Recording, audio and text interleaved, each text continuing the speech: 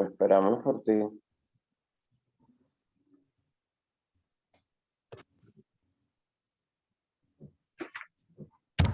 Listo, conectándome acá.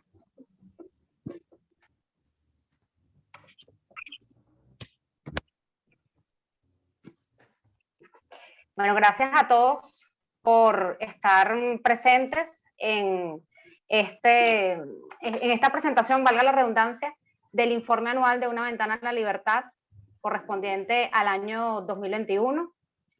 Por supuesto, Carlos Nieto Palma, coordinador general de la organización, y la profesora Magali Hoggins, quien es la coordinadora de investigación de Una Ventana a la Libertad, van a dar más detalles de este informe, que es bien particular, porque bueno, como todos los años, siempre damos cifras, presentamos cifras de los reclusos fallecidos, de cuáles son las principales enfermedades, cómo es la infraestructura de los centros de detención preventiva y cómo está el tema del hacinamiento, que sin duda pues es una de las principales problemáticas en estas prisiones paralelas. Sin embargo, en este informe van a poder ver más detalles de una de las variables que fueron prioridades investigativas de la profesora Magali Hoggins. Hay pues algunos detalles de los efectos de la Comisión de la Revolución Judicial y por supuesto todo lo relacionado a la pandemia, que es el COVID-19. Entonces, bueno, vamos a escuchar a Carlos Nieto Palma, coordinador general de Una Ventana a la Libertad, y posteriormente vamos a escuchar a la profesora Magali Hoggins. Gracias a todos por conectarse y vamos a estar acá muy pendientes de sus mensajes. Carlos. Sí, bueno, buenas tardes, buenos días a todas y a todos. Les agradecemos en nombre de Una Ventana a la Libertad que nos estén acompañando hoy en la presentación de nuestro informe anual correspondiente al año 2021. Este es ya como el 14 o 15 informes que presentamos nosotros sobre la situación que se vive en los centros de detención preventiva, que tenemos ya 6 años investigando y denunciando que estos espacios, que son espacios donde las personas deberían estar nada más que por un lapso de 48 horas, se han convertido en las nuevas cárceles de Venezuela. O sea, tenemos un sistema penitenciario paralelo que lo maneja que han ocupado los centros policiales, que como dije antes, son centros transitorios mientras desde que la persona es detenida hasta que es llevada al tribunal y de ser ordenada la privación de libertad, bueno, son enviadas a una cárcel. Eso fue lo tradicional en Venezuela durante mucho tiempo. Así se manejó el sistema penitenciario hasta que se creó el Ministerio para el Servicio Penitenciario, que, no sé, digamos que vino a aumentar el desastre que se vive en las prisiones venezolanas. Este año 2021 tiene un significado especial, o por lo menos así lo entiendo yo y lo entendemos desde Una Ventana a la Libertad, porque este año, por primera vez en muchísimos años, el Estado venezolano reconoció que los centros penitenciarios estaban en caos. Y más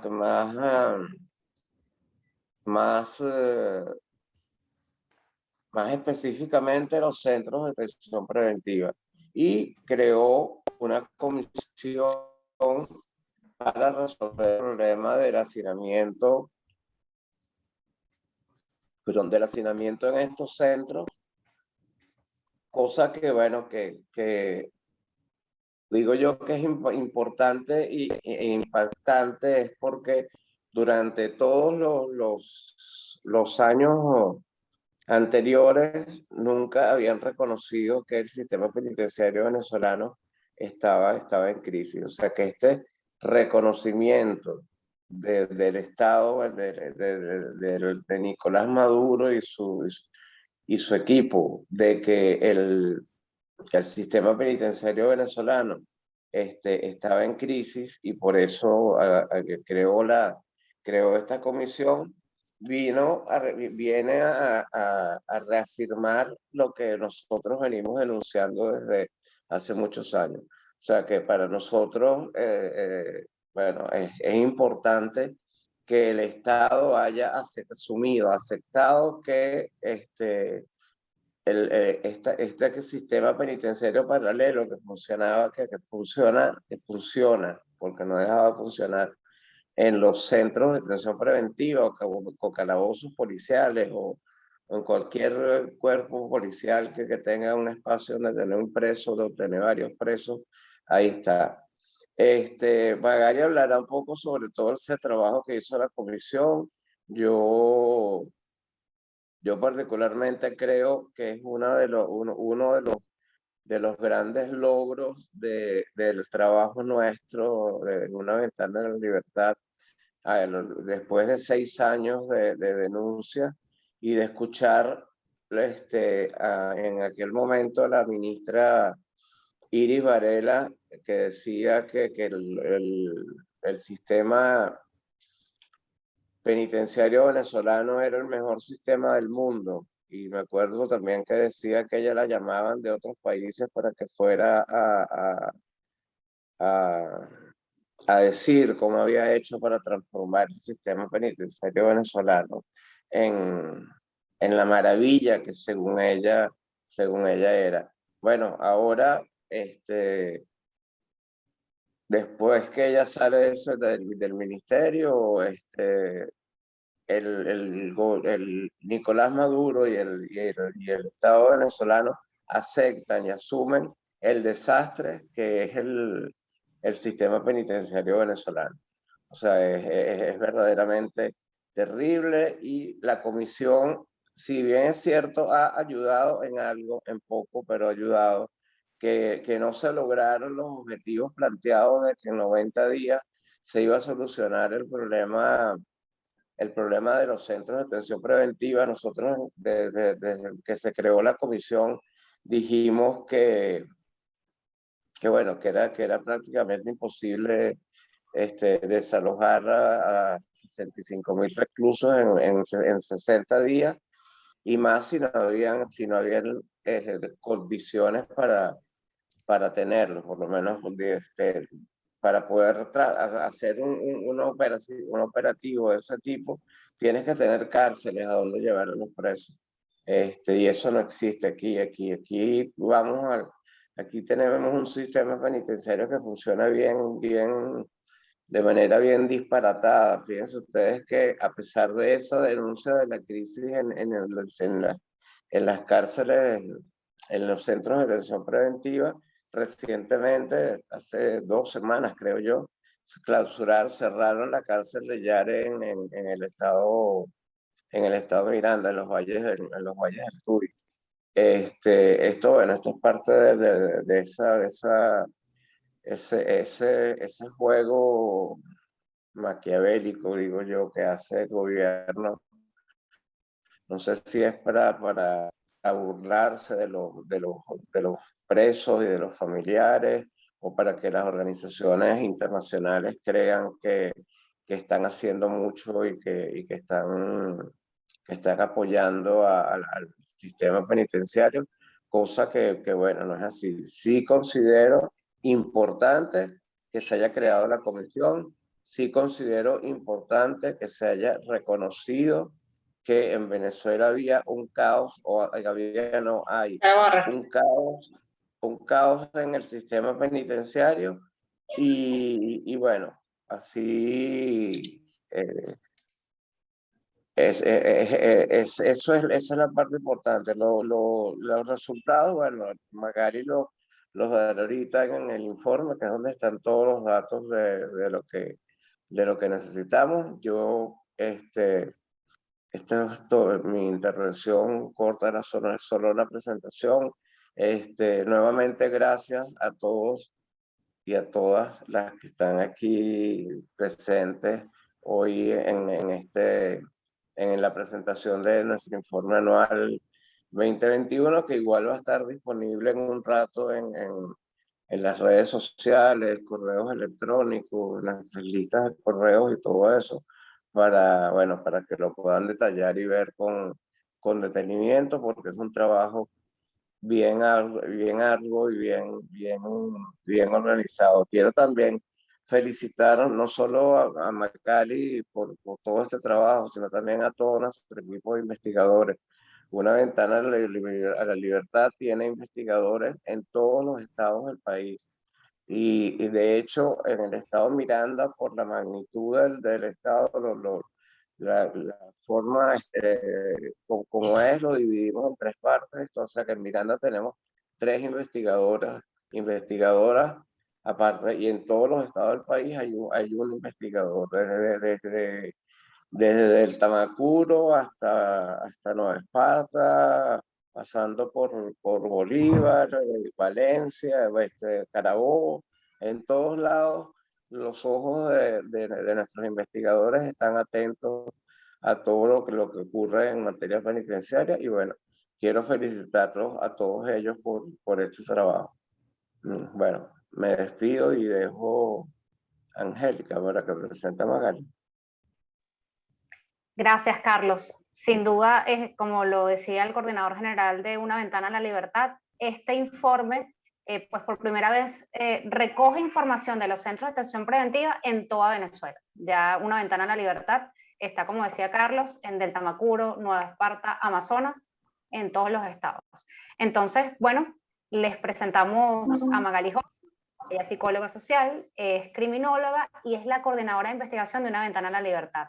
Con la metodología de la profesora, ella siempre asigna a los investigadores de Una Ventana a la Libertad unas matrices en donde, pues, de manera continua y periódica se están confirmando información en materia de salud, hacinamiento, infraestructura y pues todas las variables que sean prioridades investigativas para la Ventana a la Libertad. Como les decía anteriormente, en este informe hay información importante en cuanto a la Comisión de la Revolución Judicial.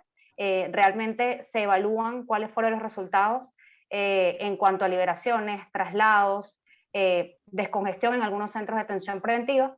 Pero bueno, ¿quién mejor que la profesora Magali Hoggins para dar detalles de eso? Profesora, feliz día y adelante.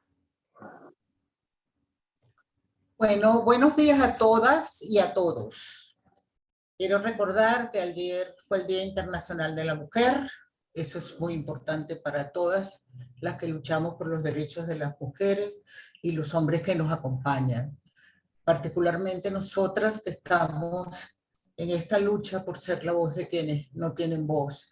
Y son precisamente las mujeres detenidas las más invisibles dentro de las invisibles, detenidas o presas. Voy a dar paso a la presentación.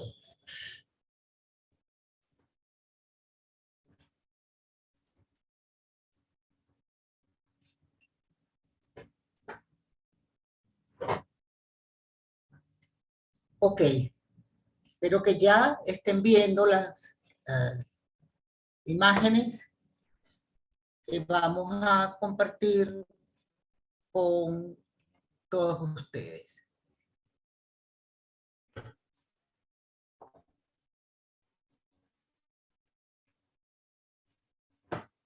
Este informe recoge la data actualizada en la mayoría de los puntos hacia a la maravilloso trabajo de mi asistente de investigación para montar todos estos cuadros y estas gráficas en los Excel, con toda la información que los 26 investigadores envían de todos los estados y el Distrito Capital hemos podido conformar este material. Comienzo entonces en nuestra presentación. ¿Me escuchan bien? Espero que sí. Sí, profe. Ok. Imposible dejar fuera el contexto humanitario que vive Venezuela, porque todas y todos los que llegan a los centros de detención preventiva, en el 99% provienen de esa población de los sectores populares, que es la que está más necesitada. Para este informe utilizamos la encuesta en COVID 2021 para actualizarnos en la información sobre la pobreza extrema que llegó al 94%, al 76%, en donde el hambre está acabando con la gente que vive buscando comida en los árboles y en los depósitos de basura de los restaurantes. Aquí en mi casa frente los tengo. La inseguridad, estimulada por un discurso violento de un régimen que agrede a sus opositores, que detiene y pone preso a sus opositores, de un régimen que ha hecho de la violencia su forma de comunicación política. Entonces nosotros tenemos una inseguridad galopante siempre, no solo en los delitos comunes, sino en los maestros del arte de matar, que son las fuerzas de seguridad del Estado, dentro de ellas la FAES, que está configurada no solo por la Policía Bolivariana, sino también por la Guardia Nacional. Encima de todo eso se nos montó una dolarización informal. El trabajo informal, el trabajo de calle, aumentó en un 80%, la mayoría mujeres. La crisis de combustible frena cualquier movilización, frena cualquier acción, tiene parados los autobuses de transporte público y nos tiene parados a nosotros, porque la única forma de acceder a ella es pasando 2 y 3 días en una cola o teniendo dólares para pagarla. La migración, la familia venezolana está destruida. Una familia que ha quedado convertida en el 62% de ellas, de una mujer, por lo general, de tercera edad, que está a cargo de hijos pequeños, de las hijas o de los nietos. Crisis del sistema de salud pública, una desnutrición que se refleja en todos lados y para remate, pandemia, COVID-19. Esto es el armónico, porque definitivamente es malamente armónico, espejo de emergencia humanitaria compleja en el cual estamos viviendo en la Venezuela de hoy. La pobreza, ya lo dije, es gravísima. El embarazo adolescente. En este país no se puede acceder a los anticonceptivos. Y cuando se consiguen, son extremadamente caros. Sin embargo, le echan la culpa a las adolescentes porque andan desenfrenadas por ahí. Y nadie tiene hormonas. ¿Para qué se inventaron los anticonceptivos? No se olviden de ello. Precisamente son para que podamos decidir si queremos o no embarazarnos. Aumentos de las familias monoparentales. Gravísimo el caso de la caída del empleo para las mujeres, 12%, mientras que para los hombres fue un 3.5%. O sea, la situación de las mujeres en este país es gravísima. No puedo dejar de señalarlo, porque es una de las cosas que está arrasando con la vida de las mujeres, niños, niñas en este país. Y que está estimulando que los niños y las niñas estén en la calle buscando complementar los ingresos familiares, porque el salario mínimo no alcanza ni para merecer el nombre de salario mínimo.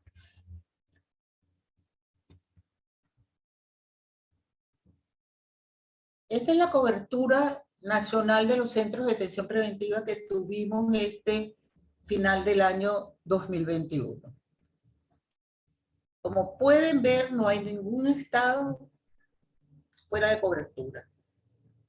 Esto implicó un aumento del personal de investigación, la capacitación, la revisión del instrumento. Realmente el trabajo se ha convertido en una gestión de investigación muy importante.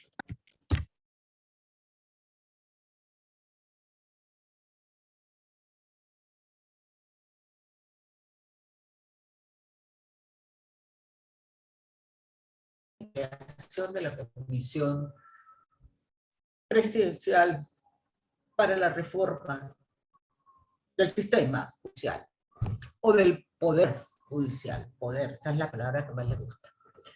Bueno.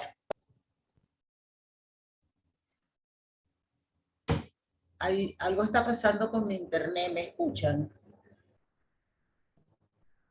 Sí, profe, de pronto se corta, pero acá estamos escuchándola. Bueno, lo acabo de reconectar, pero está inestable, no está nada fácil. Bueno, yo voy a continuar a ver hasta dónde me pueden escuchar. La comisión, el informe sobre Venezuela que sacó al público la alta comisionada de los derechos humanos en septiembre del año 2021, hace un énfasis muy particular, que han venido presionando para que el gobierno se centre en el trabajo del sistema de justicia. Realizó un diagnóstico de los centros de detención preventiva, visitando los centros de detención preventiva, o calabozos, como también se llama. Se les entregaban al sistema de justicia, y entonces ahí ellos le plantearon que debían intervenir para disminuir el hacinamiento en los centros de detención preventiva. No fue una idea de la Comisión Presidencial o de Maduro, fue una idea de una presión establecida por la Comisión de Michelle Bachelet.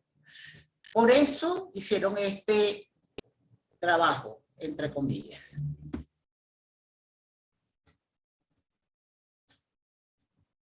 La exigencia estuvo centrada en el cumplimiento de las normas internacionales de detención. Y eso es muy importante porque los derechos humanos en Venezuela no se respetan en ninguna parte, ni en los espacios de libertad, ya lo hemos visto, ni en los centros de detención preventiva o en las prisiones o centros penitenciarios. Entonces, por un lado el COVID-19, el enemigo público número uno de las personas detenidas es el estado de hacinamiento en que se encuentra. Esto los hace fácilmente contagiar de cualquier enfermedad, particularmente del COVID. Ante esto, el 21 de junio el presidente nombró la famosa comisión. Esta comisión tenía como secretaria una abogada en ejercicio, que era la presidenta de la Sala Constitucional. Esto no tiene nada que ver con la Sala Constitucional, esto debía haber sido una persona que manejara más derecho penal. Pero bueno, cosas del presidente. Igualmente, lo coordinaba el diputado jefe, presidente de la Asamblea Nacional, Diosdado Cabello, y su esposa. Y Silvia Flores, la esposa del presidente de la República. Ya esto es un mal precedente para la comisión. En esa comisión era fundamental que estuviera gente que supiera de lo que estaban hablando, de lo que le estaban pidiendo. Eso no fue así. Y en algunos estados tuvimos información de que la diputada que representaba la comisión en un estado era veterinaria. Sí, era egresada universitaria, pero era veterinaria. Luego, también más o menos en la misma época, en septiembre, La Misión Internacional Independiente de Determinación de los Hechos, presente en la República Bolivariana de Venezuela, señaló cosas muy importantes. Uno, que el sistema de justicia y la fiscalía dependían absolutamente del Poder Ejecutivo. Que los fiscales son removibles por decisión del señor fiscal general. Ante esta realidad, que ya nosotros conocemos, porque eso no es solamente en altos niveles, en las policías y en todos los cuerpos directivos de los cuerpos de seguridad, esto sucede también. El Tribunal Supremo de Justicia, y lo decide la presidencia con su equipo político. Entonces, encontramos un dato que nos llamó mucho la atención. Este es un informe sobre situación política, detenidos políticos, detenidas políticas.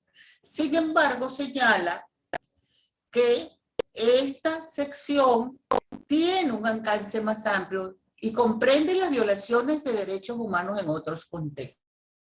Los centros de detención preventiva es uno de esos contextos.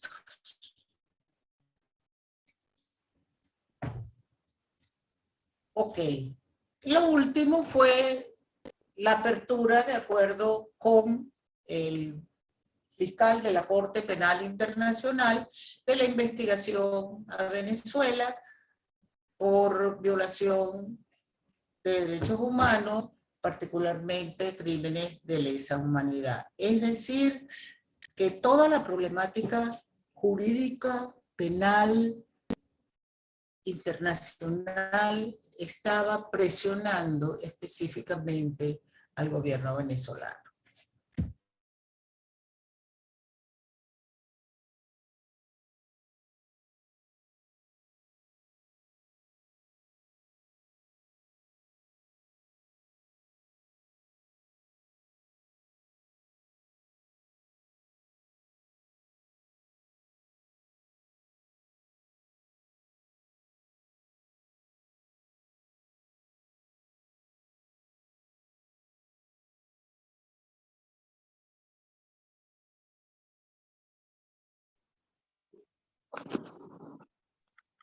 Tenemos un poco de problemas con la señal de la profe.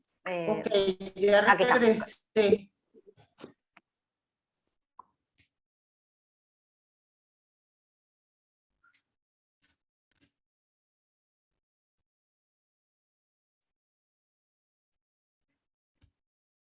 Nosotros tenemos dos instrumentos fundamentales. Los alertas, que son día a día, que recogen los investigadores y las investigadoras de todo el país. Y además, esto está... ¿Me permiten cambiar el internet?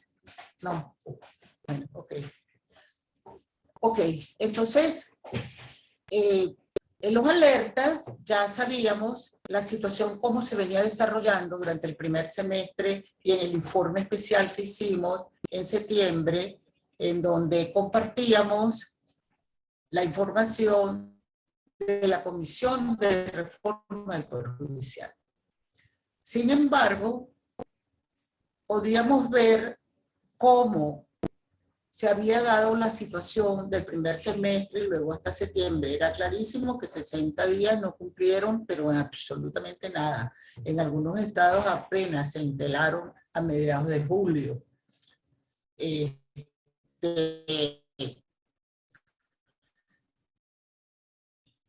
Pero para diciembre, los datos que yo voy a compartir aquí, en su mayoría, sí.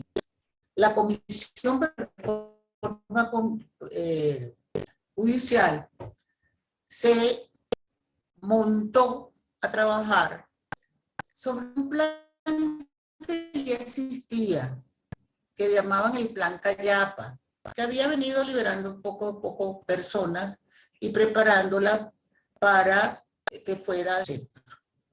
Pero fue la comisión la que logró reducir el hacinamiento en 10.600 personas, de las cuales 8.672 fueron liberadas, 1.928 trasladadas a los centros penitenciarios. Se otorgaron 76 beneficios procesales, 30 reclusos fueron trasladados a otros CDP. Este es un dato que nos hace dudar un poco. ¿Por qué? Porque durante este proceso fue derruida el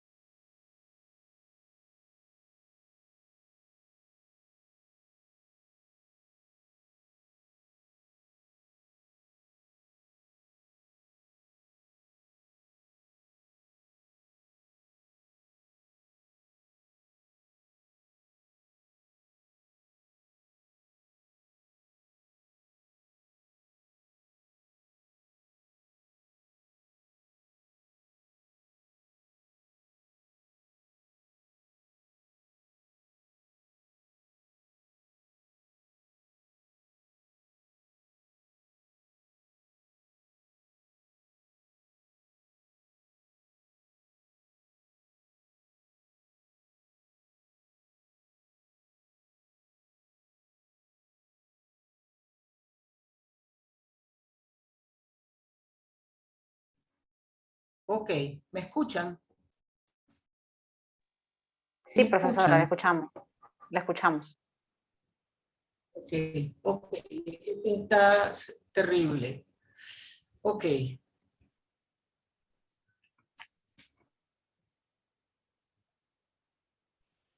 No sé qué está pasando, pero bueno. Ok. Entonces, una de las características de este trabajo de la comisión es que tenía que constituirse una comisión en cada uno de los estados. Sin embargo, esto no fue un trabajo planificado, no tuvieron un protocolo que permitiera una acción coherente entre las comisiones estadales, a fin de que los resultados fueran congruentes y la información pudiera disponerse a los 60 días. Pero eso no funcionó durante todo el tiempo. Otra cosa importante es que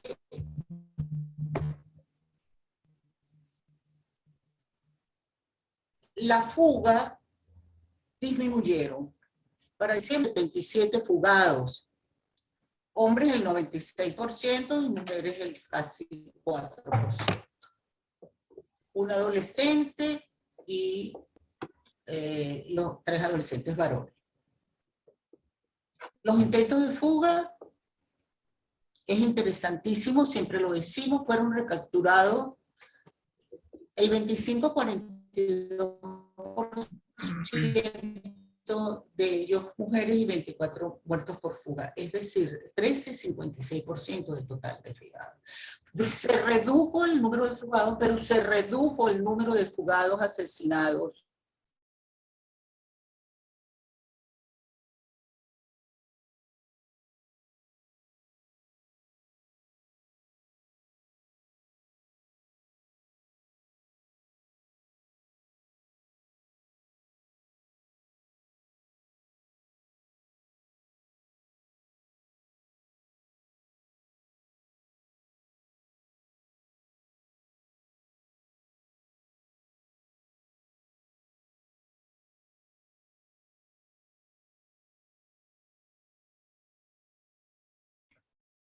Ok. Profe Magali, ¿me escucha? Sí. Ahora sí recomendar, te escucho. le voy a recomendar a ver Ok. si desactiva su video, a ver si eso mejora la conexión. Ok, estoy tratando de ubicar un espacio con mejor conexión. Sí, desactive su Este, video, a ver si eso nos ayuda un poquito más. la fuga. ¿Me estás escuchando? Sí, le escucho. Porfa, si puede desactivar el video para ver Ok. si eso nos ayuda. Y inicia otra vez compartir pantalla.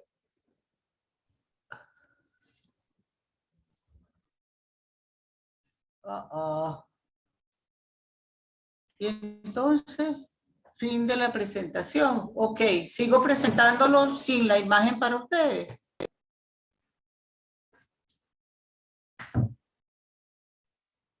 No, profe, vuelva a compartir pantalla. Ahorita no vemos ninguna imagen. Pregunto si sigo presentándolo. Sí, profe, continúe. Ok. ¿Puedo volver a hacer la presentación? Sí, vuelva a iniciar. Ok. Ok.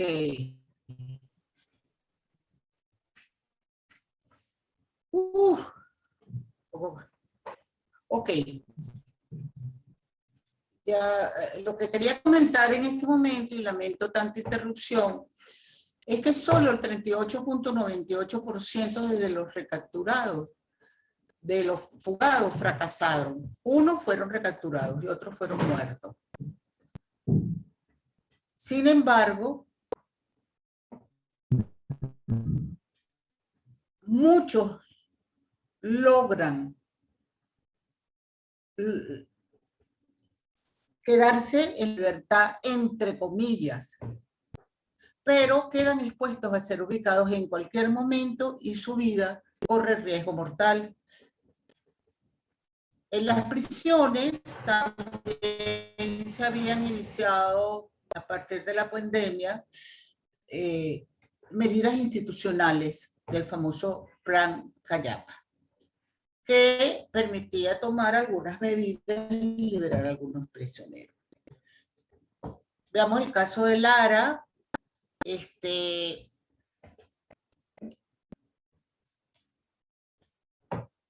En esta prisión, en el estado Lara,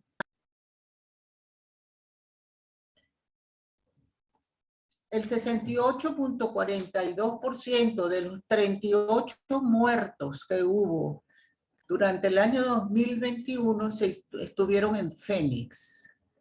Esto es realmente preocupante. Casi 11% en Uribana, y lo más grave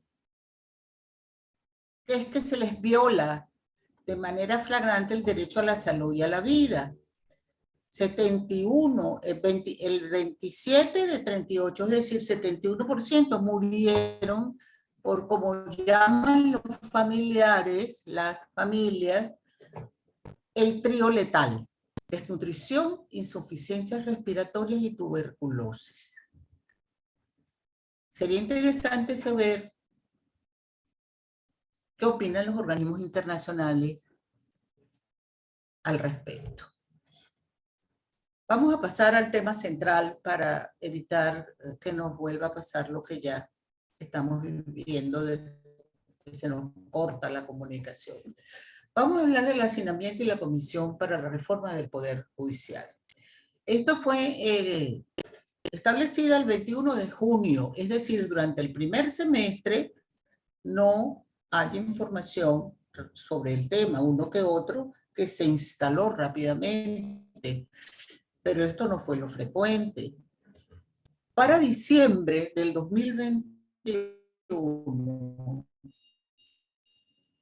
quedaban 16.595 detenidos, mientras el cupo era de 10.000, es decir, había un hacinamiento del 161%. 92% hombres, 8% mujeres.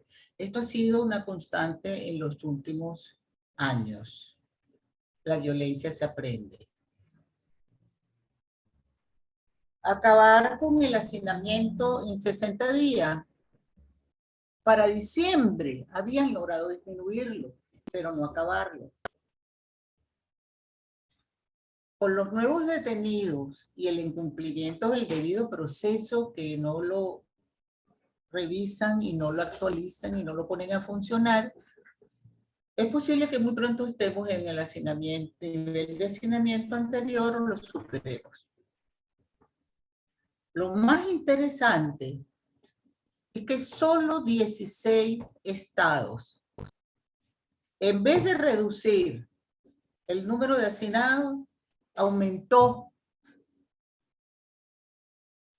el número de detenidos, a pesar de la comisión. Solamente 7 estados para diciembre del 2021 superaron el hacinamiento. Aragua, Carabobo, Cojedes, Tamacuro, Mérida, Táchira y Trujillo. 16 no, 7 sí, es decir, esto está mucho más cerca del fracaso que del éxito. Veamos. Estos son los estados que superan el hacinamiento. Solo 56 CDP, no sabemos si todos, porque no podemos tener seguridad, si la superaron todos o alguno que otro no, pero en total, 56 CDP de estos estados superaron el hacinamiento, pues su cupo era de 2.424 y llegó a 1.624. Es decir, hubo una disminución de 800 cupos liberados. Pero si lo vemos en el total de los 10.310 cupos disponibles, esa liberación y esa disminución real del hacinamiento solamente llega al 7.76%.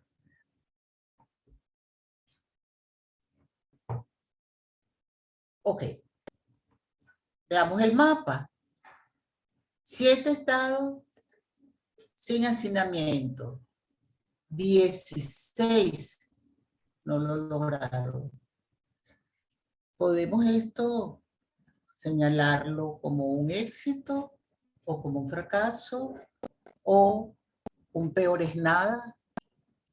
Yo creo que si escuchamos a los familiares de las personas que fueron liberadas y trasladados a cumplir condena a otros sitios donde les corresponda, aunque sea lejos, o sea, prisiones, para ellos ha sido un éxito.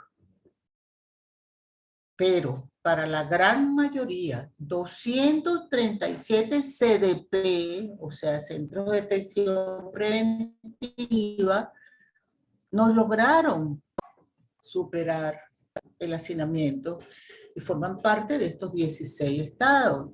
Es decir, 14.287 detenidas y detenidos que no fueron de alguna manera impactados por la existencia de la comisión. Y esto no es tontería, 237 son el 78,47% de los centros de detención preventiva que revisamos. El caso más grave es el de Vargas, donde 8 CDP con cupo para 22 personas detenidas, mujeres y hombres, en diciembre tenía 328 personas detenidas. Es decir, 1.490,91% más allá de su cupo. También encontramos el caso de Aragua, ya 353% por encima del cupo. Anzoátegui, 328% por encima de su cupo. Zulia es un caso distinto, porque Zulia, primero, habían derruido el famoso retén de Cabimas, el cual una ventana a la libertad había ejercido presión internacional y la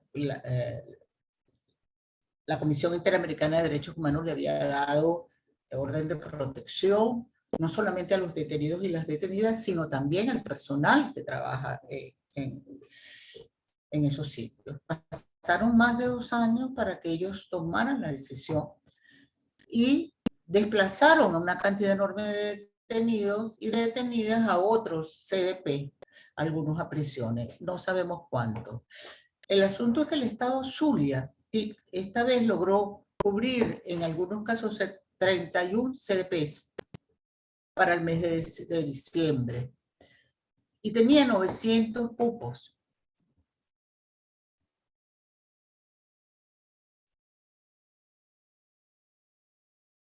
Pero el hacinamiento llegó a 256,89, menos que los anteriores, más detenidos. Y el caso del Distrito Capital, que también es muy importante porque tenía 2.096 hombres y mujeres detenidos y el sobrecupo alcanzó al 215,20 por encima de su capacidad. Es decir, parecería que los estados con mayor carga, mayor número de CP o con mayor número de detenidos y detenidas siguen recibiendo mayor cantidad de personas, muchos de ellos traídos desde otros estados, lo cual agrava más la situación.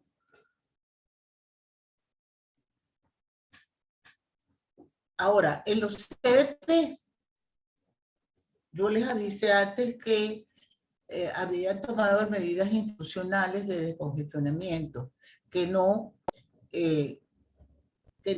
eran muy grandes. Es verdad, pero las medidas de descongestionamiento en los CDP lograron liberar un número de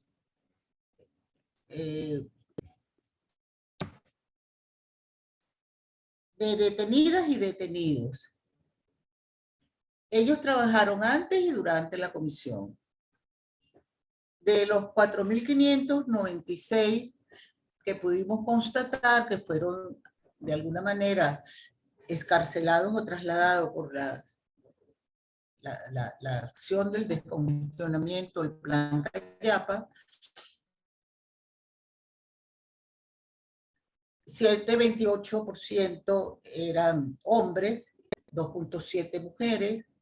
Si eliminamos este grupo del total de hacinamiento que tenemos por la acción de la Comisión Presidencial,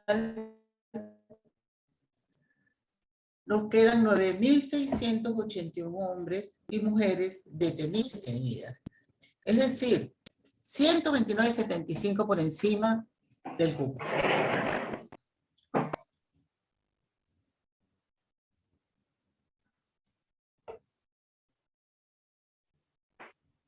Una conclusión posible de esta situación es que la improvisación es violencia. Ofrecer, resolver problemas que afectan a una gran cantidad de la población venezolana y no hacerlo bien, eso es violencia. Una problemática compleja como el hacinamiento, al cual nadie quería hacerle caso dentro del gobierno desde los últimos 20 años, tanto así que la ministra para el régimen penitenciario anterior dijo que los centros de detención preventiva no eran su problema, porque los problemas de ella eran las prisiones. Pues la comisión tampoco pudo resolverlo.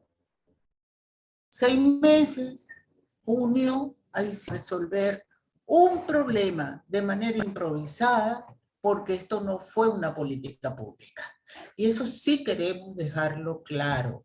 Los problemas sociales, económicos, políticos, culturales, no se resuelven sino con políticas públicas en donde participen todos los organismos o instituciones del Estado y de la sociedad civil que tengan posibilidad de ayudar en el desarrollo de la política.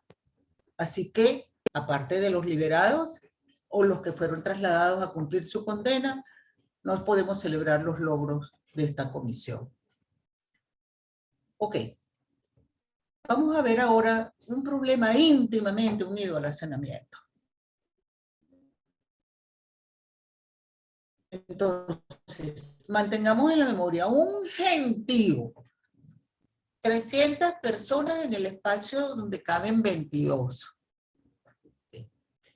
Imagínense la capacidad y la calidad del espacio donde se mueven, cómo se mueven y cómo guardan la distancia social. Habían 231 celdas para mujeres en 23 estados, con 1.359 detenidas. Lo que pasa es que esto darían 6 detenidas por celda. Pero lo que sucede es que no es así. En unas calabozos hay más mujeres, en otros hay menos mujeres. Solamente un centro de detención preventiva en el estado Apure afirmó tener lugares especiales para mujeres embarazadas.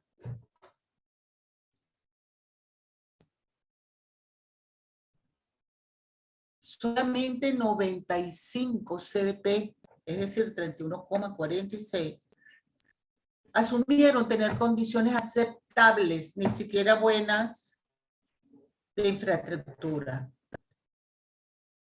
En un alto número de CDP hay hombres y mujeres, 200 de los que evaluamos. Es decir, son mixtos. En 90 solo reciben hombres, y eso tiene sentido porque el 92% de las personas detenidas son hombres. Solo en 14 CDP, es decir, el 460%, se reciben únicamente mujeres. Esto tiene sentido, esto no es discriminación, si estuvieran en buenas condiciones. Pero entonces veamos en qué condiciones está esa infraestructura. Servicios públicos. Muchos CDP, 219 de los 302, dicen que el agua llega por tubería. Pero a la vez, 215, es decir, 219 dicen que el agua llega por tubería. Pero 215 reconocen que el agua es suministrada por la familia. Es decir, el agua llega permanentemente por las dos vías. A veces por una, a veces por otra y quizás algunas veces por las dos. Recordemos que en Venezuela los servicios públicos son parte de la emergencia compleja. Y el agua potable es uno de los graves problemas, no solo en Lara, Falcón y Bolívar, sino en todo el país. Aún en Caracas, que se suponía era la burbuja, porque aquí estaba el poder central, pues aún en Caracas hay zonas que tienen gravísimos problemas de agua potable.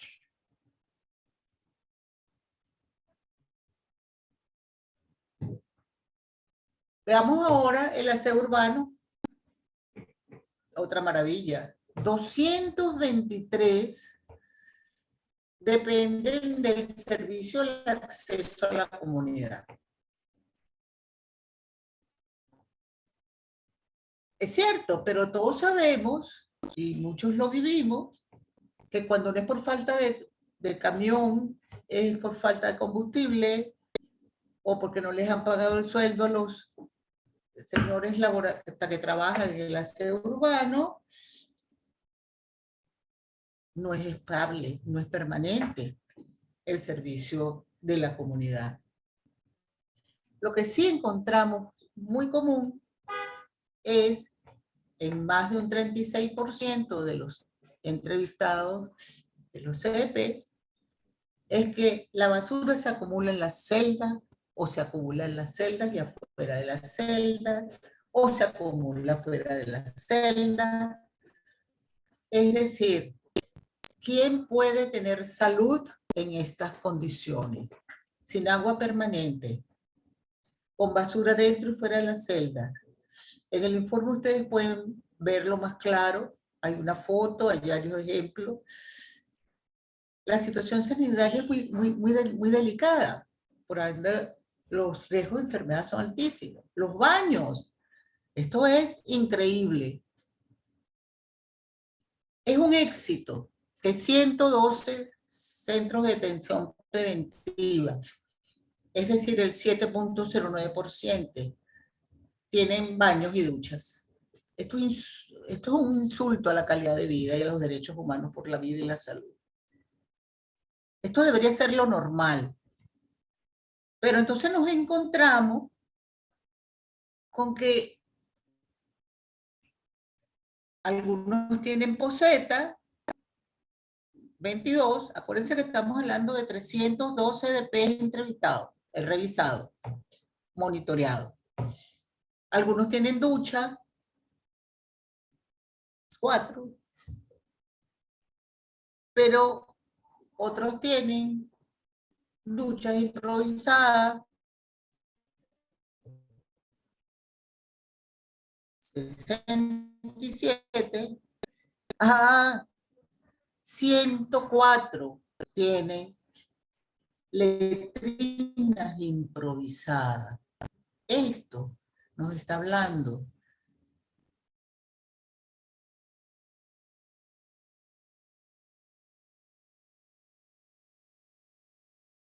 preventiva. Calabozo no debe ser más de 48 horas. Hay gente que tiene más de un año viviendo en estas condiciones. Hay gente que está cumpliendo condena en estas condiciones.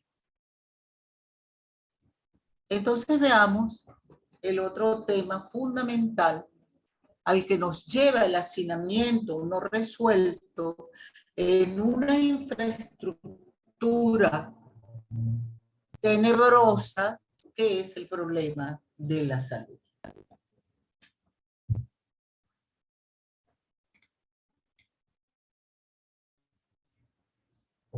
Bueno, es un derecho humano reconocido en la Constitución venezolana, al igual que el derecho a la vida. Ambos son fundamentales. Sin salud no hay vida. Sin embargo, tenemos una información aquí que queremos hacer visible. ¿A cuántos reclusos y reclusas se les hizo la prueba COVID? ¿A cuántos se vacunó? Bueno, ese es un dato muy pobre. 5% de los detenidos y detenidas hasta el mes de diciembre, para el mes de diciembre, habían recibido la prueba de COVID. Para unos 64% habían recibido la vacuna.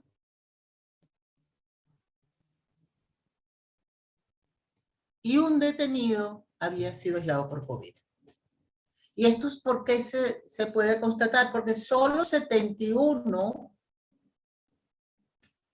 es decir, el 23% de los monitoreados, de los centros de monitoreado, habían realizado las pruebas de COVID. Si no se realizan las pruebas, no hay COVID. En los datos de salud encontramos en diciembre solamente 13 casos. Es decir, 0,46% casos de COVID. Y la pregunta empieza nuevamente. Si los datos en Venezuela no son confiables, ¿serán confiables los datos sobre salud, particularmente sobre COVID, en los centros de detención preventiva? No lo creemos. Veamos las principales enfermedades. Ya que el COVID no lo es, vamos a ver cuáles son. Hay 6 enfermedades dominantes en el 95.76% de las personas que están enfermas o que han estado enfermas hasta diciembre en los centros de detención preventiva, que fueron 4.552. Aparece la sarna. En primer lugar, hay un alto número de desnutridos, lo cual agrava la situación porque en un estado insalubre de hacinamiento y hambre, desnutrición, pues ya sabemos que están expuestos a cualquier enfermedad, no solo efecto contagioso. Las enfermedades respiratorias, los síntomas de fiebre y los reclusos con tuberculosis. Primer detalle, la tuberculosis, que acostumbra estar en el primer lugar en muchos de nuestros informes, bajó al 6º lugar. Pero hay un dato que nos tiene alerta, por lo que dijimos antes, ¿serán confiables los datos? Una enfermedad que no había aparecido mucho, que nunca entraba en estos niveles, hasta que apareció la pandemia de COVID, es que los reclusos y reclusas que tienen gripe y síntomas de fiebre llegan a alcanzar 1.297, mientras los que tienen sarna, que está en el primer lugar, apenas casi 30% de los casos tienen fiebre y gripe. Entonces, ¿será fiebre y gripe? ¿No será otra cosa? Es decir, la fiebre y la gripe pueden ser síntomas de, al igual que los problemas respiratorios. Entonces, ya sabemos que esto pues es grave.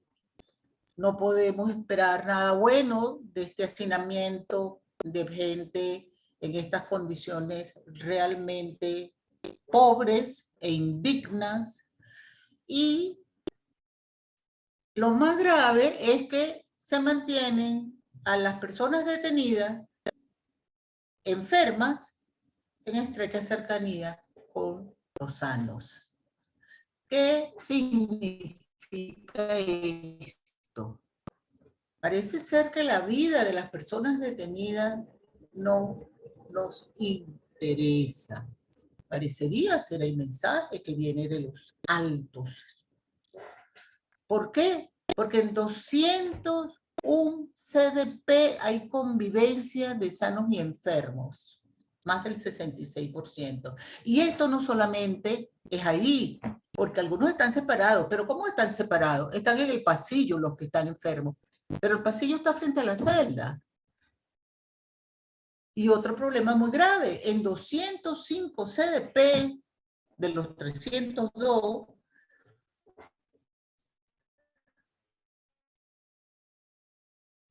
%, hay problemas de ventilación. Es decir, esto es un marasmo. Aquí el que no se enferme lo protege Dios, diría mi madre. Solamente 13 centros de detención preventiva, o sea, 4.630 de los monitoreados, disponen de personal médico interno. Y 265 tienen, por ciento, tienen personal de enfermería. O sea que esto es realmente como una paila enorme en donde se va a poner en un verdadero desastre y en donde se convierta en una búsqueda de las sanciones más graves que violan la Constitución y que violan las leyes internacionales. Si se mueren no me importa. ¿Por qué digo esto? Porque ¿quién lleva los medicamentos si se enferman? La familia.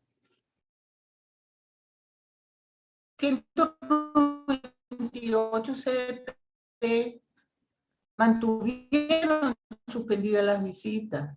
Muchos de los trasladados fueron llevados a otros estados. Y entonces, lo único que funciona con esto es la solidaridad entre las familias de los y las detenidas y entre los y las detenidas. Hay un caso en donde una mujer tuvo acceso a un aborto, se estaba desangrando, los guardias y las mujeres de la guardia no la querían llevar al hospital. ¿Quién salió y dio la orden? El PRAN. Gratis, ¿no? ¿De quién estaba embarazada? A lo mejor de él o a lo mejor de un guardia. Porque ellas no reciben parejas para relaciones íntimas, salvo un trámite bastante arduo para demostrar que su pareja es legal o de larga data. Entonces, es la familia la que lleva los medicamentos. De vez en cuando hay operativos, pero el nombre lo dice, operativos oficiales de entrega de medicamentos. Por algo son operativos oficiales. Porque son operativos, no son constantes. A veces la sociedad civil o la iglesia llevan medicamentos, tampoco son constantes. Pero a través de influencias de terceros y de cobro ilegal de dinero hay un 28%. ¿Qué significa esto? ¿Qué es eso de influencias de terceros? Guardias que cobran a cambio, no sabemos. El PRAN, cualquier otro que tenga poder dentro del centro de detención. Y siempre estas influencias de tercero son a través del cobro ilegal, aunque solamente un 17% lo reconoce. Veamos la alimentación. La alimentación. Medicamento, alimentación. Esto es gravísimo. Los familiares, diríamos más bien las familiares, suministran los alimentos, ya sean preparados o para preparar, en más del 90% de los CDP. Se superponen ambas formas, es decir, que hay en algunos en donde están las dos formas, hay algunos en donde se los llevan sin preparar, hay algunos en donde se los llevan preparados. Esto nos está hablando que la vida de las personas detenidas depende de la probabilidad, no siempre alta, de que las familiares, porque son más de un 90% mujeres las que refuerzan, cuidan y atienden a sus detenidos o detenidas familiares, depende de que ellas puedan hacer esto, con el problema del transporte, sumamente caro y cada vez más escaso por el problema de la gasolina, con un salario mínimo que no alcanza ni para comprar un medio cartón de huevo o un cartón de huevo, con la familia de la persona detenida bajo su responsabilidad. ¿Qué significa esto? Que cuando una persona detenida no tiene acceso a la familia o alguien a través de un arreglo de solidaridad le haga llegar la comida, medicamentos o algunos dólares para pagar la seguridad dentro de la institución, la probabilidad de que no sobreviva es muy alta. Por eso la desnutrición es una enfermedad que la vemos en una alta proporción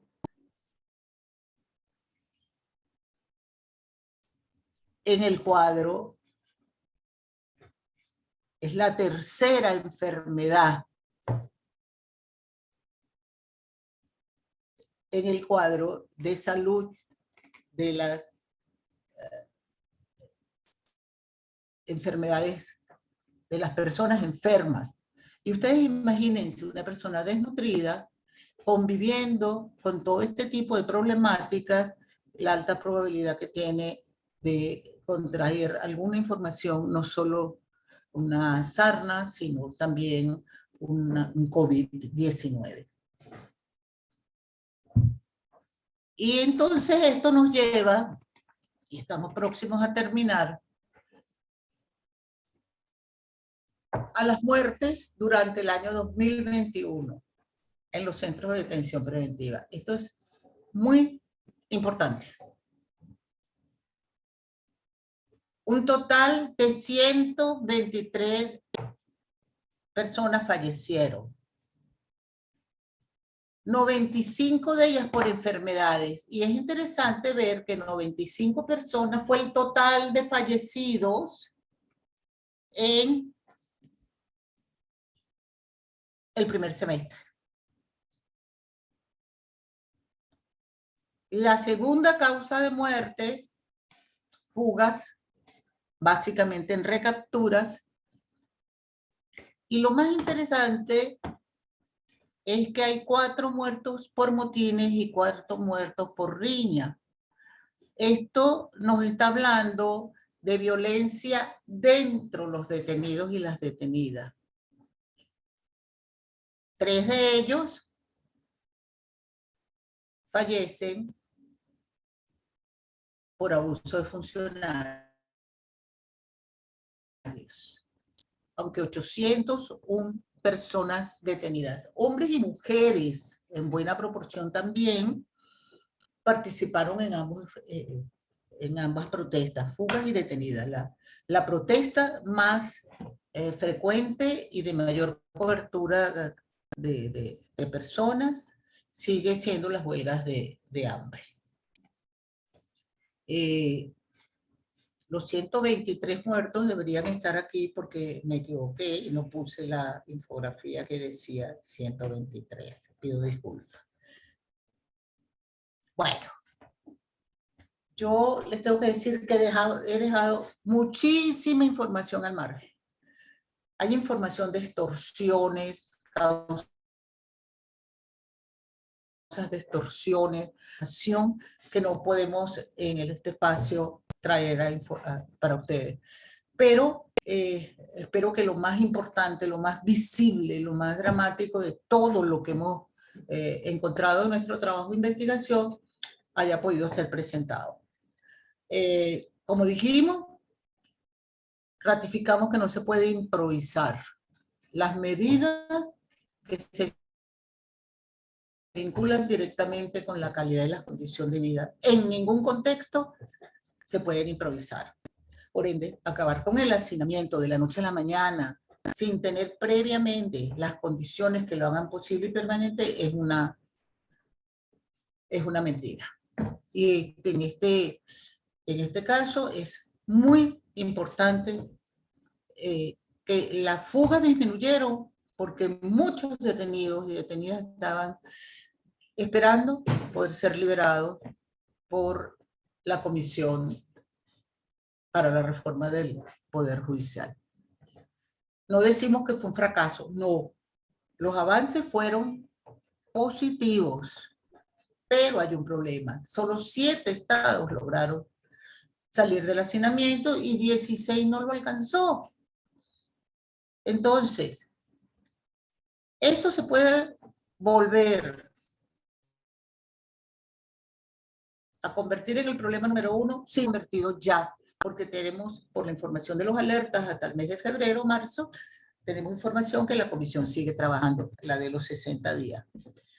Y es gravísimo lo que está pasando con la salud. Es fundamental resolver el hacinamiento y nosotros esperamos que podamos incidir nuevamente en que esto se haga visible tanto nacional como internacionalmente. Y finalmente, un agradecimiento a todas las personas, familiares, funcionarios, detenidos y detenidas, incluso vecinos de zonas aledañas a los CDP, abogados defensores, que han sido fuente informativa para nuestras y nuestros investigadores. Sin esta colaboración, la información no la hubiéramos podido obtener.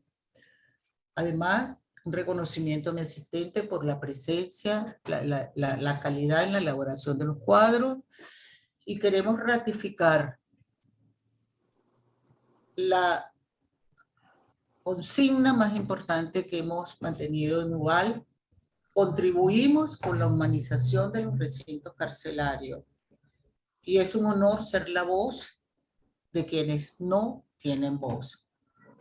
Muchísimas gracias. All right. Terminé. Gracias, profesora.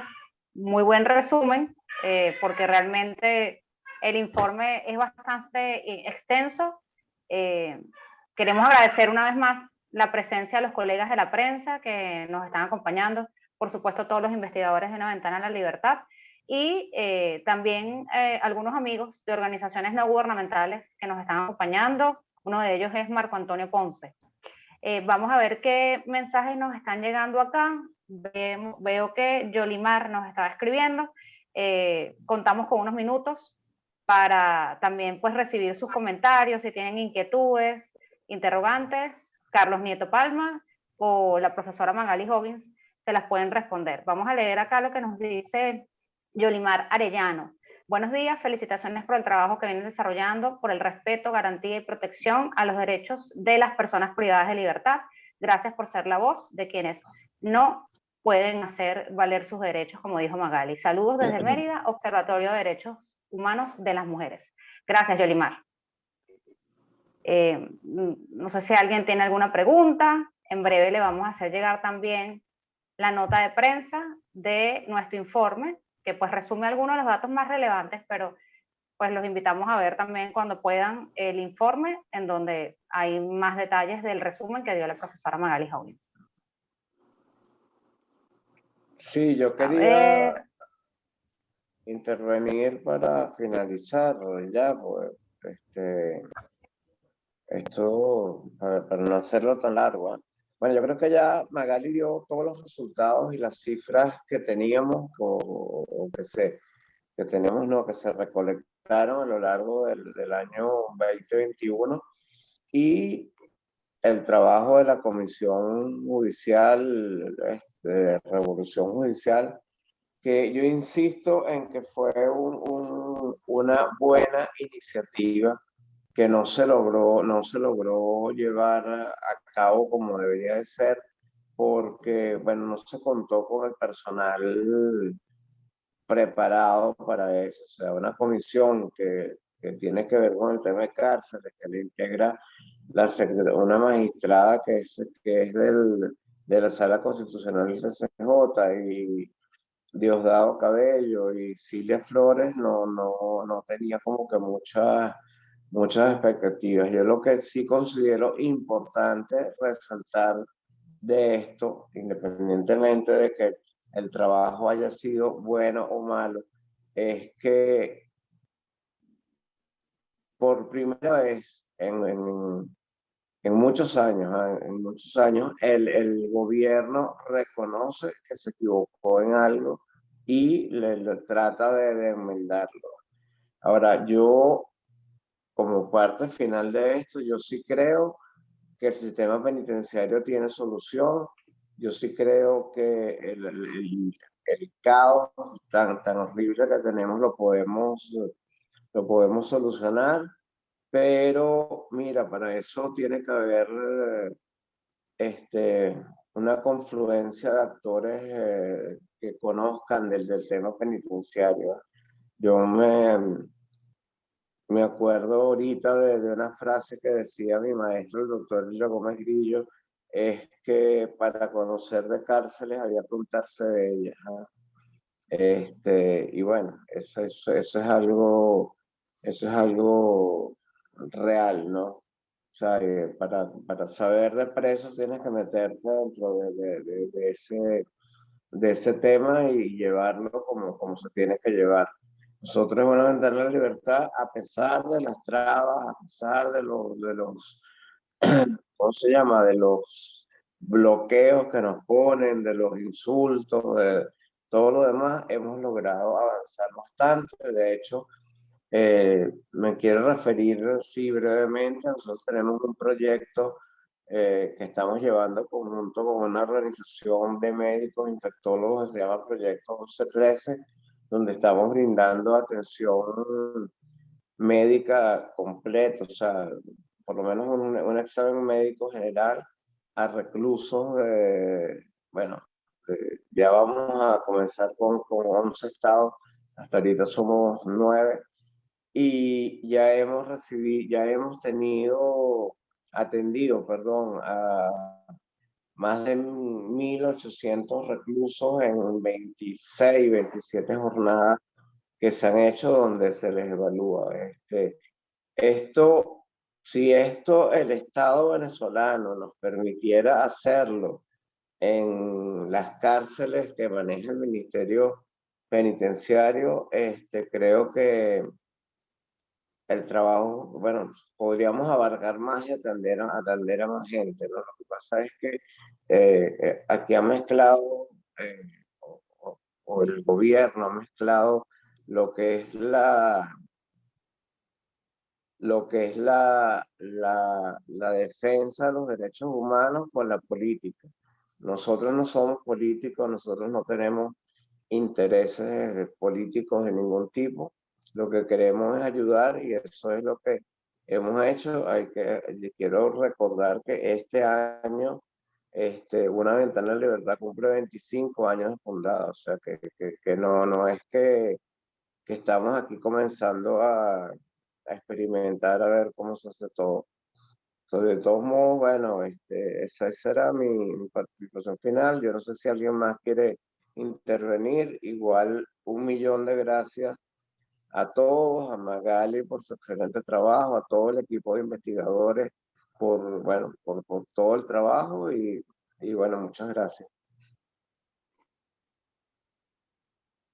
Gracias, Carlos. También nos llega un mensaje de Orleidis, del Observatorio Venezolano de Conflictividad Social, felicitando a todo el equipo por el excelente trabajo. Si no tienen más preguntas, pues damos por concluida esta presentación del informe. Orleidis López precisamente nos pregunta algo. Las informaciones sobre el papel de la mujer, la situación de los servicios básicos y acceso a la salud que amenaza a los privados de libertad son temas necesarios de hacer saber. Correcto, Orleidis. Magali, ¿quiere, profesora, responderle algo a Orleidis en torno a la situación de las mujeres privadas de libertad? Por favor, active su micrófono, profe. Está cerrado. Lo único que podría decir es que es menos visible, a pesar de que nosotras y nosotros del equipo de investigación nos esforzamos por hacer visible a las mujeres detenidas, porque es el 8% del total. Y no siempre tenemos posibilidades de acceder a todos los CDP o calabozos en donde ellas están. Sin embargo, en el informe hay bastante información sobre las mujeres. Desde las condiciones en que están pasando por la cantidad de servicios que existen para ellas, todo eso está en el informe. Yo creo que hay que revisarlo y van a poder encontrarlo. Y es un placer poder ayudar por Ledis porque, bueno, estamos en la misma caravana. Es una caravana tratando de que se escuche la problemática de estas personas. Y ratifico lo que dije antes, políticas públicas. Esto es un problema del Estado, el que está violando los derechos humanos de las personas detenidas o presas es el Estado. venezolano. Por lo tanto, a Venezuela les corresponde dar una respuesta a esto. Gracias. Gracias. Tenemos la mano levantada de Hilda Mendoza. No sé si tiene intenciones de hablar. Víctor, si pudieras darle el acceso para que hable, o de pronto fue que se le levantó la mano sin querer. También tenemos un mensaje de José Gregorio. Mil gracias por mantenernos informados de manera sistemática y permanente sobre este tema tan importante. Muchos éxitos. Saludos desde la Vicaría de Derechos de Caracas. Bueno, hola, ¿cómo están? Hilda. Hola. Sí. Hola, Hilda, te escuchamos.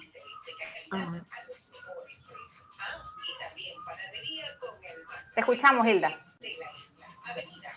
Hola. Te escuchamos. Bueno, hola, Hilda Mendoza, del Creo Observatorio Venezolano de Violencia. Se oye un poco, se oye mal. Se oye un poco, pero te escuchamos. Aprovecha de hablar porque te escuchamos. Ajá. Ok. Bueno, represento al Observatorio Venezolano de Violencia en Nueva Esparta y nos ha preocupado bastante esta situación del hacinamiento en los CDP. Hemos seguido mucho el trabajo de ustedes, todos los datos, y hay algo que me preocupa especialmente, ¿no? Y no sé si ustedes saben algo, supongo que sí, ¿no? Que ha estado haciendo el gobierno en relación al hecho de que todos los detenidos no están siendo distribuidos por sexo, por tipo de delito, por distintas, no están siendo clasificados. No sé qué problemas ha traído esto, que supongo que son muchos, y si hay alguna acción que se haya adelantado sobre eso. Sí, gracias, Hilda. Ajá. Yo Carlos. te respondo. Específicamente en el estado de Nueva Esparta, la situación es complicada. Hay que recordar, la única cárcel que existía en Nueva Esparta era la cárcel de San Antonio, el internado oficial de San Antonio, funcionaba, bueno, en la isla de Margarita, y que fue cerrado por aquel espectáculo bochornoso para nosotros, para todos, de la muerte del Pran de la cárcel y ver un homenaje que le hicieron con una exhibición grandísima de armas, ¿no? Hasta ahora el penal de San Antonio sigue cerrado. Aparentemente hay unos cuantos reclusos ahí, pero no hemos logrado llegar al fondo de eso.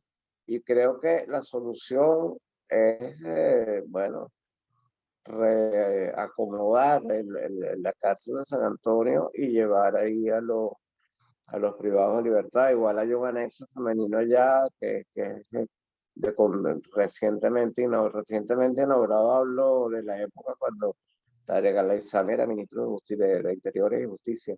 Pero bueno, es un problema grave y bueno, yo particularmente culpo de todo esto a la desidia del gobierno, ¿no? La desidia del gobierno es la que ha hecho que tengamos el desastre que tenemos en el tema penitenciario. Yo quiero recordar y reafirmar, porque no me voy a cansar de decirlo, que la gran responsable de toda la situación penitenciaria que vive Venezuela en estos momentos es la exministra Iris Varela, que fue la que creó este caos que estamos viviendo ahorita. Nada, con eso termino, ¿no? Para completar la información que ya Carlos nos dio, maneja más que cualquiera de nosotros estos temas. La última parte de tu pregunta no se puede responder. Y hay gente que me ha solicitado esa información para otros trabajos de investigación. Cantidad de hombres, cantidad de mujeres, si son clasificados para la... Acuérdense que en los centros de acción preventiva formalmente no son cárceles. Entonces, en los centros de detención preventiva no está funcionando el sistema, pero además lo más grave es que no tenemos acceso a la información. La información en Venezuela sí se está recogiendo, o sea que no nos consta, no es accesible por ninguna vía legal en el país. Es decir, ¿cuántas personas detenidas en total? ¿Cuántos hombres? ¿Cuántas mujeres? ¿Son tomadas en cuenta la causa por la que llegaron? Bueno, eso no debería ser un problema en los calabozos y los centros de detención preventiva. Lo que pasa es que, como dijo Carlos, la señora exministra convirtió los CDP en cárceles y entonces ahora todo es un mayor despelote. Así que información oficial, no sé cuándo la podremos conseguir. Gracias. Yo cierro con algo que leí ahorita acá en una pregunta que hacía algo, o sea, de Hilda Mendoza. Mire, en Venezuela, en ni ahora, ni nunca, ni hace 30 años ha habido clasificación alguna para tener a los presos en los centros de detención preventiva. Aquí no hay ni siquiera una clasificación primaria, diría yo, de diferenciarlos entre procesados y penados, que sería una, para mí, fácil de hacer, pero que no se hace. Entonces están todos juntos.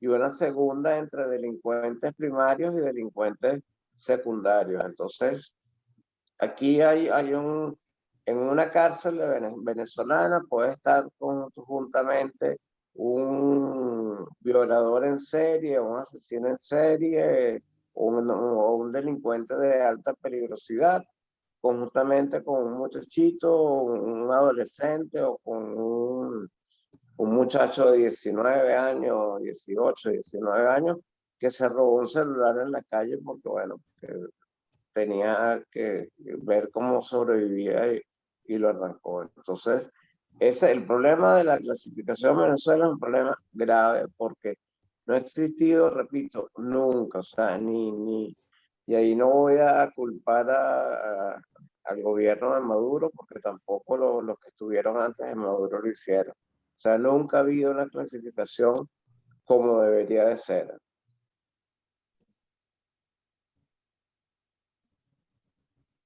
Sí, correcto. Hilda incluso preguntaba que si los adolescentes y adultos, hombres y mujeres detenidos por hurto o asesinato, indistintamente están todos juntos. Bueno, creo que de alguna manera Carlos ya lo explicó. No sé si quieran agregar algo a esto. No, la mayoría sí están todos juntos, ¿ah? O sea, aquí nosotros hemos visto casos de adolescentes, hombres, mujeres y todos revueltos en el mismo pabellón, ¿ah? Yo nunca se me olvidará un caso que tuvimos hace unos años en Valencia, en un CDP del estado Carabobo, donde la muchacha, una de las presas quedó embarazada y no tenía ni idea si el bebé que esperaba era de un recluso o era de uno de los policías que la cuidaba. O sea, son situaciones dramáticas que uno las conoce todos los días. Sin duda. ¿Alguna otra pregunta más? No hemos recibido más nada. Bueno, de todas maneras, muy atentos que en los próximos minutos esta presentación va a estar en nuestra página web de La Ventana a la Libertad y también va a estar disponible el informe del cual hizo un resumen la profesora Magali Jóvenes. Una vez más, agradecemos a todos por estar acá y estén muy atentos entonces a nuestras redes sociales para la información que se va a ir difundiendo. Gracias y que tengan un buen día. Perdón, yo antes de terminar quería darle las gracias a todos los presentes, compañeros de organizaciones no gubernamentales como José Gregorio Guarena de la Vicaría de Derechos Humanos, Marcos Ponce del Observatorio de Conflictividad Social, bueno, gente del Observatorio Venezolano de Violencia que también estuvo, a la diputada Yajaira Forero, que siempre está pendiente de todo lo que nosotros hacemos, y bueno, nos apoya mucho en toda esta labor. Así que, bueno, gracias a todos ellos, gracias a ti, Angélica, por ser nuestra moderadora hoy en el programa, inclusive con una bebé que acaba de nacer, que la debe tener, no sé dónde la habrá metido. Gracias y feliz día a todos. Hasta luego. Chao, que tengan feliz día. Gracias.